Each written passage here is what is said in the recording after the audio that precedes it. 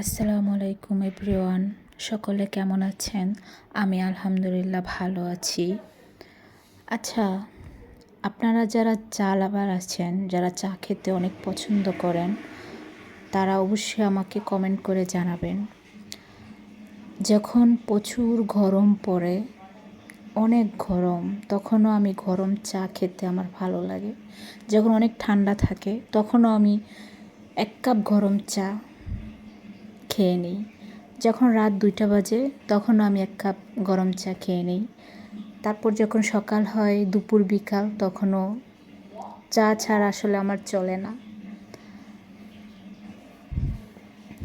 চায়ের সাথে যদি আরেকটু নিজের মনের কিছু কথা থাকে কিংবা বাস্তবতাকে নিয়ে কিছু কথা থাকে, তাহলে তো কোনো কথাই না।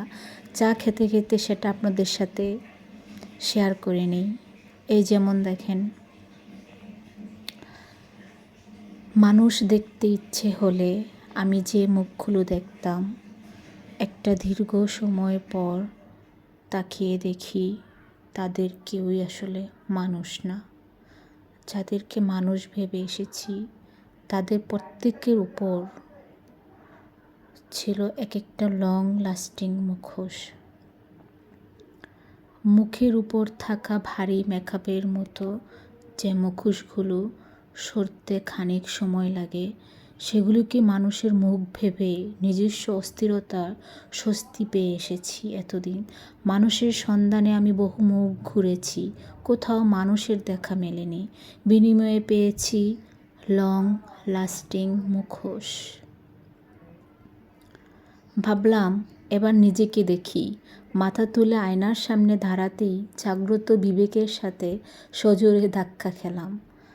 আমাকে ঘিরে মানুষের ভালো সব ভাবনা এবং একান্ত ব্যক্তিগত আমি, এই দুইয়ের মধ্যে বিশাল ব্যবধান, বিস্তর ফারাক। মনে হলো অবিকল মানুষের মতো দেখতে আমিও এক মুখোশের মুখ। সেই থেকে ভাবছি, শুদ্ধ মানুষ হবার আগে আর কখনো আয়নার সামনে দাঁড়াবো না।